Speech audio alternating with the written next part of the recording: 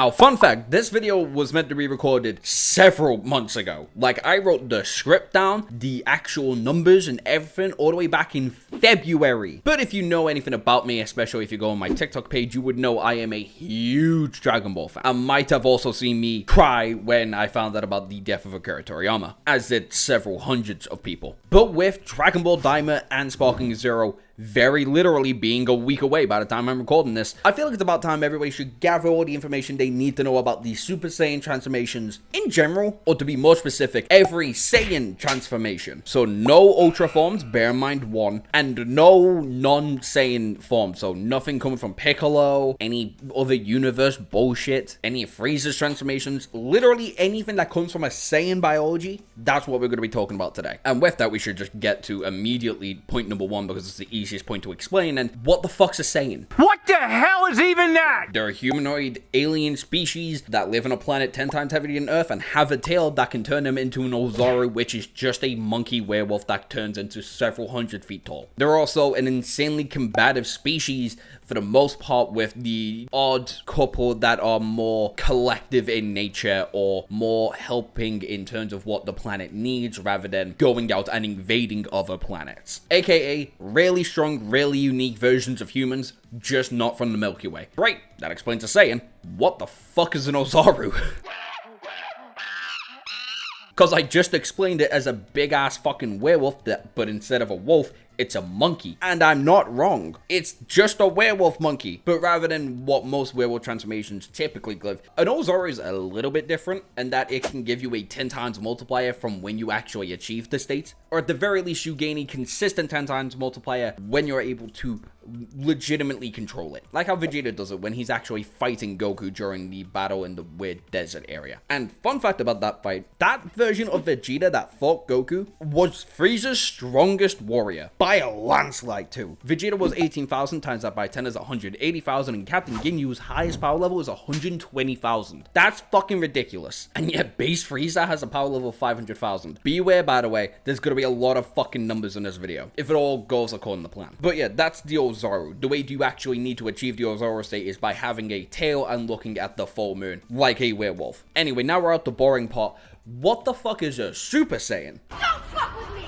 I have the power of God and anime on my side! Wait, a Super Saiyan is extremely tricky to talk about because it has so many different ways of not only achieving it, but explaining it. But to put it bluntly, it's the secondary transformation any Saiyan can really go through if they achieve a certain set of criteria. And these criteria are typically different between Universe 7 and Universe 6, as will be explained.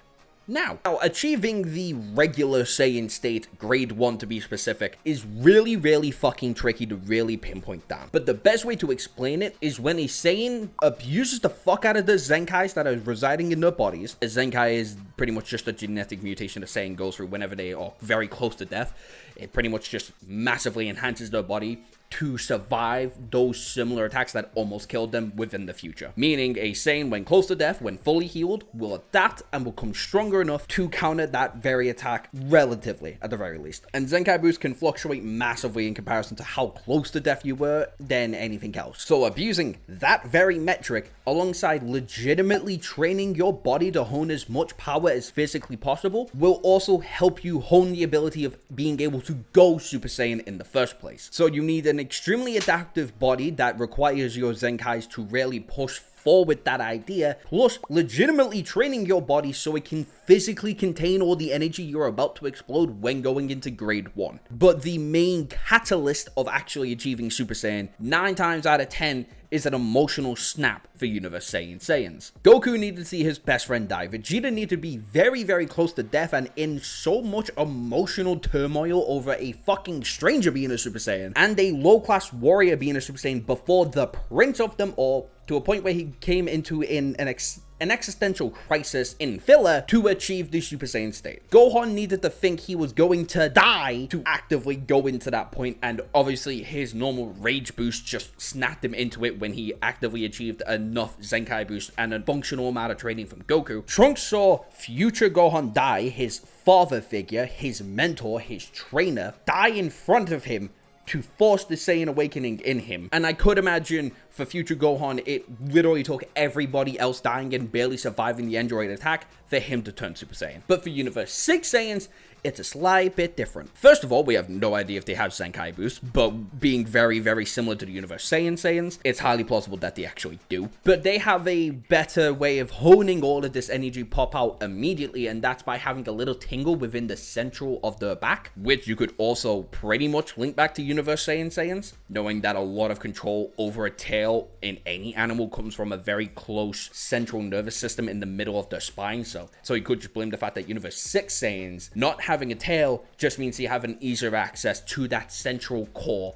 that Universe Saiyans would typically use to turn into an oozaru, or would typically store the S cells storing in their system. S cells are Saiyan cells. That's what happens when you push the Zenkai and train your body. They're irrelevant for right now. So that's pretty much every way of getting it. Physically forcing your body to adapt and evolve alongside training your body to hone all of its ki. Add an emotional snap and a central core system that holds all of your Saiyan genetics and letting it all fluctuate at the same time, therefore achieving grade 1 Super Saiyan. Great! What the fuck's a grade 1 Super Saiyan? I do a lot of push-ups and sit-ups, and I drink plenty of juice. Oh boy, now we get to the fun part. Legitimately, what the fuck's a Super Saiyan? Now, Super Saiyan is really fucking tricky to talk about, because there is no concrete way of talking about every single Saiyan form. Let me catch you up with how many Saiyan transformations there are.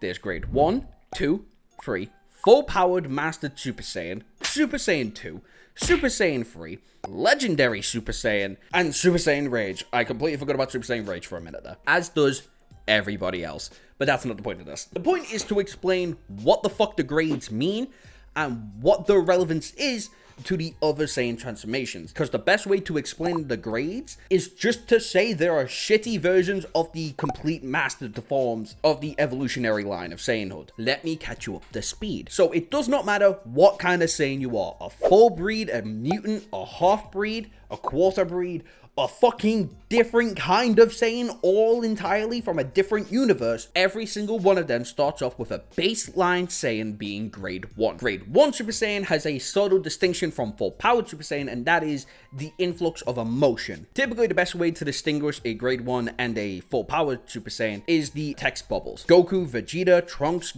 not Gohan, but future Gohan, all have these spiky bubbles to distinguish that they're overly emotional, that they're enraged in something, because that's the easiest way to really harness the amount of power you are when you're a Saiyan. You're massively emotional when you're not trained in it. And not only that, you are overflowing with ki, not able to really managing it all that well, which therefore drains your stamina a lot quicker. Full powered Super Saiyan is just this, but better. Your emotional state is way more easier to control, pretty much leaving you as like a baseline Saiyan. Different is you've got a guaranteed 50 times multiplier on top of that. Keep that 50 times multiplier in mind, by the way, because that might be irrelevant in a minute. Regardless, you're emotionally stable, your ki doesn't fluctuate everywhere. If anything, it kind of works like your base form. Therefore, you're not leaking ki every time you get to throw a punch or just stand still. And because you're not fluctuating with ki everywhere, you're able to reserve your stamina levels for a significantly longer duration of time. But 9 times out of 10, you don't just go from Super Saiyan to full powered Super Saiyan. Most of every Super Saiyan that we personally get to see go through the grading systems before typically reaching the full powered states of it all. Why is that? Well, convenience. Akira Toriyama was pushed heavily whilst he was writing the Cell Saga, so he didn't really get enough time to really flourish out Super Saiyan 2 and Super Saiyan as much as he really wanted to. And I do also believe he was going to be pushed into making the Buu Saga, which is why he made Grade 3 as a supplement to Super Saiyan 3. Because Grade 2 is very obviously meant to be a counterpoint to Super Saiyan 2. Both these transformations have drastically bigger muscle increase, a 2 to 3 times increase from the preceding Super Saiyan, and typically their hair grows a lot more and becomes a lot more rigid and spiky. But the only difference being Grade 2 has really shit energy control, and that's it. It really is just as simple as saying Grade 2 is just a shit version of Super Saiyan 2. But the difference in these counterpoints is when we start talking about Grade 3 and Super Saiyan 3.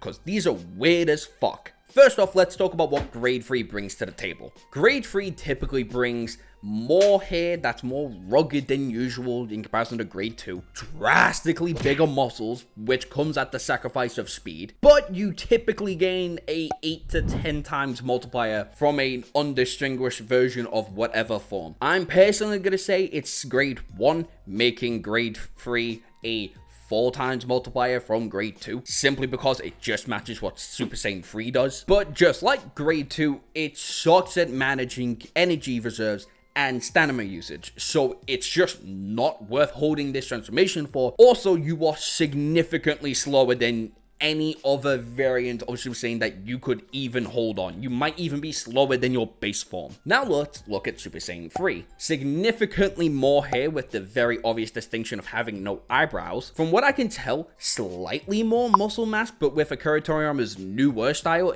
that doesn't seem to be the case anymore. But for the sake of the argument, it's going to be a smaller bit more increase in muscle. A blatant 4 times increase from Super Saiyan 2, with the only unique aspect of the true Super Saiyan transformations that it being it's insanely hard to manage, typically needing a really weird body to even manage the form properly. Case in point, Goku needed to be fucking dead, and the way Goten and Trunks had to use the transformation was literally making a new life form out of the pair of their bodies. That said life form being extremely powerful. So yeah, as you can see, they have the comparisons with the abnormal body and the abnormal body. Roughly 3 to 4 times increase from Grade 2 and a flat out 4 times increase from Super Saiyan 2. And both being the unoptimal way to really use these Super Saiyan transformations at the truest limit. Both being functionally a complete and utter waste of time bothered to even achieving these forms, especially with the transformations that are going to be talked about way later on in the video. But you know what isn't a waste of time?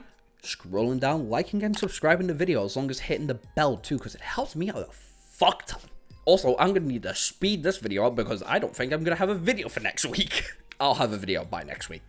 Don't worry, I'm just gonna be busy. Anyway, back to Super Saiyans. Now, you might be wondering to yourself, why did I bother bringing up the multipliers beforehand when talking about Grade 1 Super Saiyan and full Powered Super Saiyan? Because there's a lot of contention when it actually comes to what the fuck the multipliers even do. I am personally in the boat that the Grade forms and the true Super Saiyan forms hold these same multipliers, but do not stack on top of each other. Case in point, Grade 1, 2, and 3 do not stack alongside full power Super Saiyan, and therefore don't stack to Super Saiyan 2 and Super Saiyan 3. Mastered Super Saiyan only stacks by itself plus Super Saiyan 2 and Super Saiyan 3. But there is a certain section of the fandom out there, power scalers, that do believe that stacking all these transformations on top of each other just makes Super Saiyan way more busted. And to be fair, I used to also be in this boat too. But I've had a lot of time to really think about these transformations. Now I truly do believe that these set of transformations function separately from one another. Again, being more so predecessors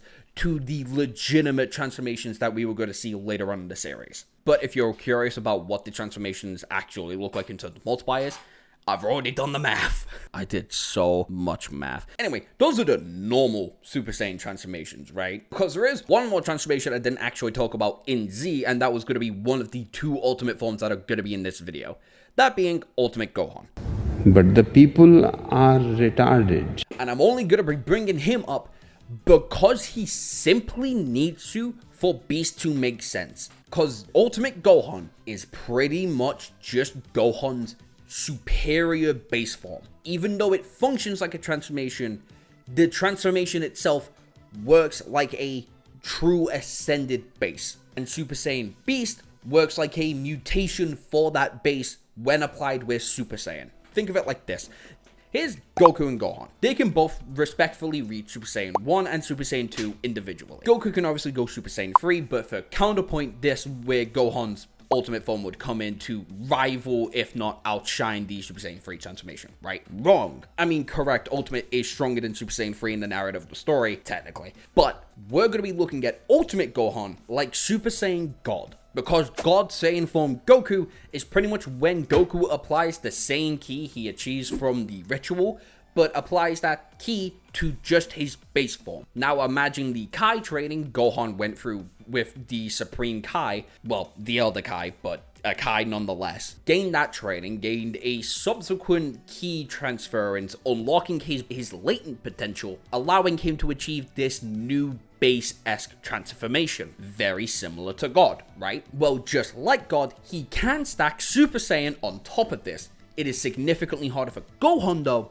because Gohan isn't actually God Ki or Supreme Kai Ki. This is meant to be his absolute power unleashed, with no mutations involved, aka no oozaru state, no Super Saiyan state is meant to push through this state, unlike God, which is just applying the ki onto an already established form, which makes Super Saiyan Beast a rare mutation in where he is able to apply Super Saiyan onto this new ascended base form, like how God's meant to, like how Super Saiyan Blue is meant to be an ascension Super Saiyan state for the God state. Does that make sense? God, I fucking hope it does. It took me 5 attempts to do it. Anyway, that's every single transformation from Z and technically a little bit from Super. What I want to get into are the mutated states and the final evolution states, aka the non-canon form and the new canon form of Super Saiyan 4.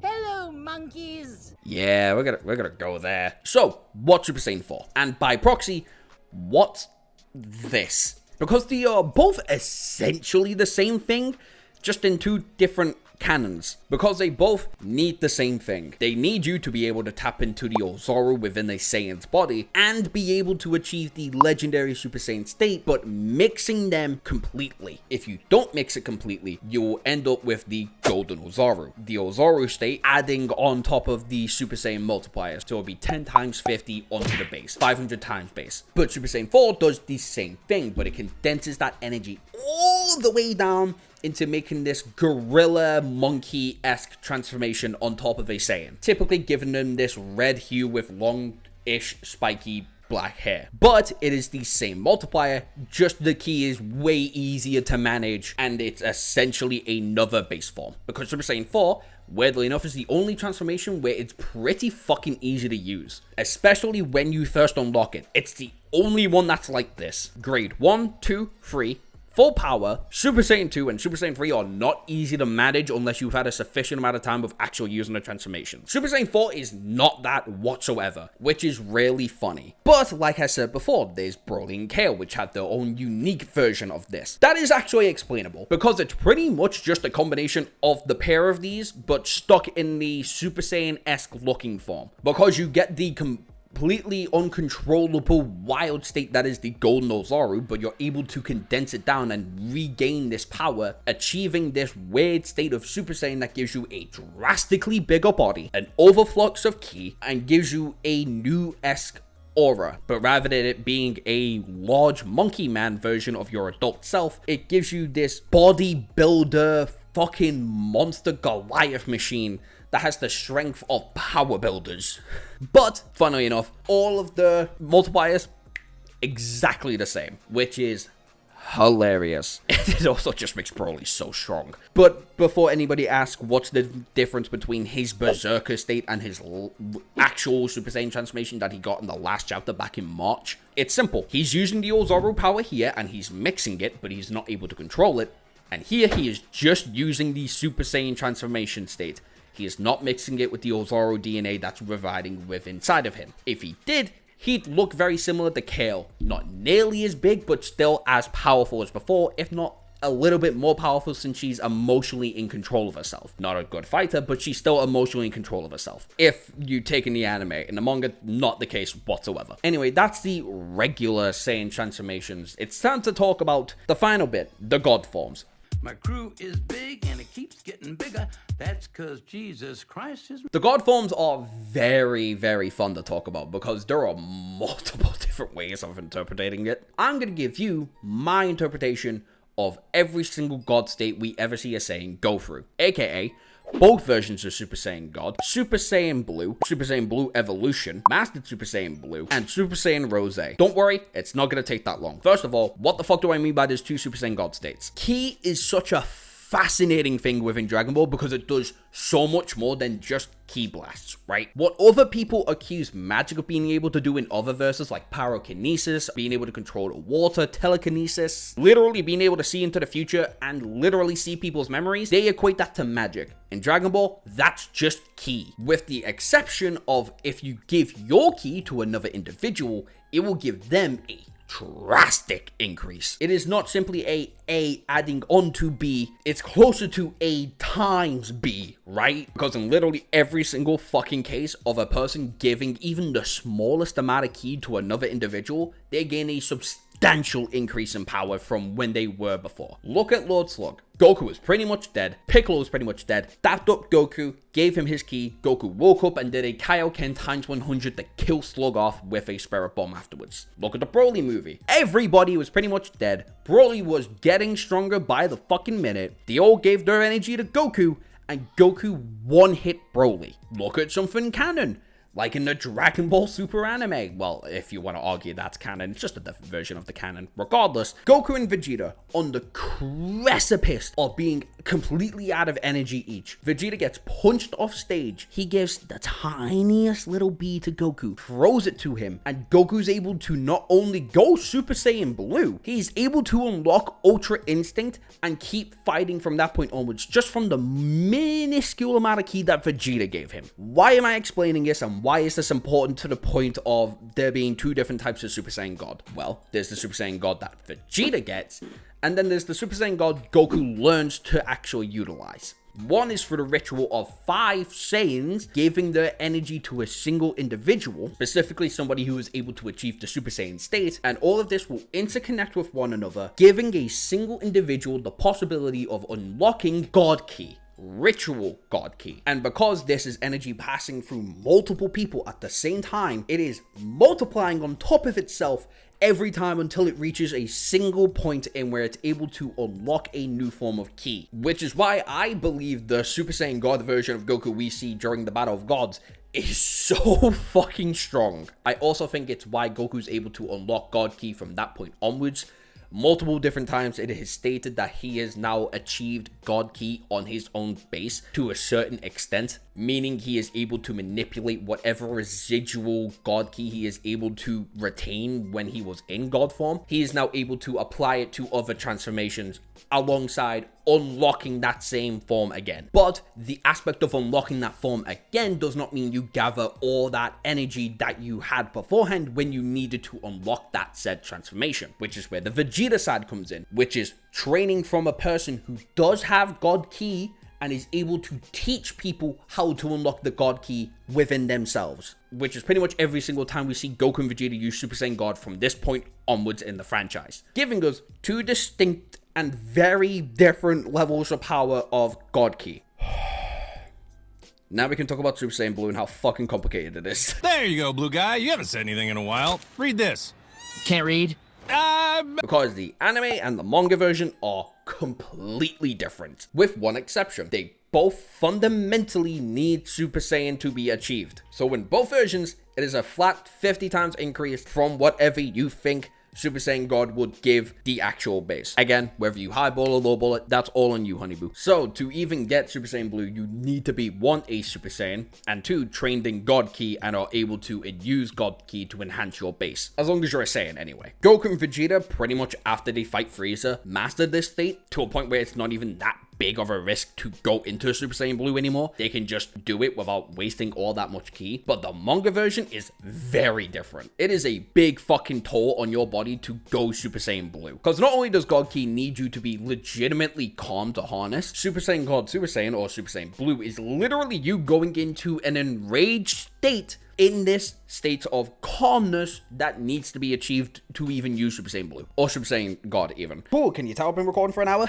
So not only do you need that, it's also a massive toll on the body like I said before. But because of that, it also means the longer you stay in Super Saiyan Blue for, the weaker you get. Said during Vegeta's battle during Hit, Vegeta got about 5 times weaker than he would have been if he'd actually just reserved his transformation and stuck with Super Saiyan God instead. Also shown by Goku beating Hit's ass in the manga, when he was just swapping back and forth from Super Saiyan God to Blue. Blue also leaks a fuck ton of energy, hence why you're losing power the longer you stay in the transformation until you utilized full Powered Super Saiyan Blue, which is when you gather the aura that typically surrounds your body when you're in a Super Saiyan state or any kind of transformation really, and you condense it all into just your body, making sure you're not leaking a little bit of energy at all. Meaning you get to keep that full 50 times multiplier at all times, maybe even a better increase than that. And that's the state Goku and Vegeta pretty much utilized all the fucking time, from the midpoint of the tournament power up until they used the Ultra forms as their mainstay. Super Saiyan Blue Evolution is legitimately just trying to stack more Super Saiyan onto the Super Saiyan God state. But I feel like it works functionally closer to the grade forms than it does the legitimate transformations, knowing how base Super Saiyan Blue already works, aka closer to grade 1 than it does Mastered Super Saiyan, especially since Super Saiyan Blue has a Mastered Super Saiyan state that works functionally better and closer to the actual full power state than it does the grade state. Hence why I say Super Saiyan Blue Evolution is closer to grade 2 than it is Super Saiyan 2. Got it? Great. It's also probably a similar increase in power, unless you talk about the anime, and where that's a 20 times increase from Super Saiyan Blue. Is that not fucking ridiculous? Don't answer that. It fucking is. It's why I've been ignoring the anime for a good portion of this. Anyway, the last state of Super Saiyan we're going to be talking about in this video in specific will be Super Saiyan Rose. Cause what? It's actually very simple to explain.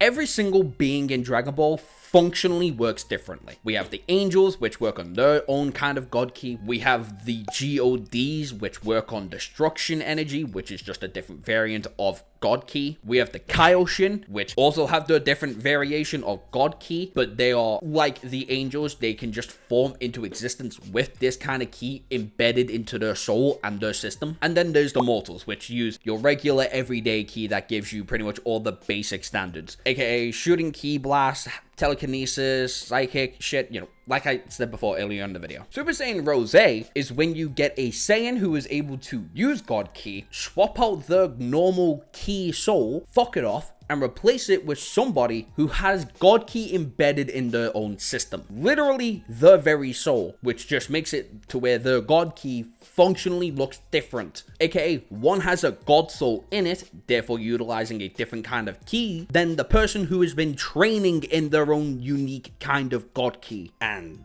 that's it. That is every single Saiyan transformation that I need to explain. Tell me your thoughts and feelings about this video down below, and tell me, are you going to be getting Dragon Ball Sparkling Zero? I am, on the 23rd to be exact with you. And I can't wait to make no videos because I'm going to be addicted to the fucking game. Anyway, here's a video YouTube tells you to go watch because it fucking bangs. Here's a playlist that YouTube's telling you to watch because it fucking bangs. And it's the channel icon. Go support me. Like I said, subscribe. Anyway, bye.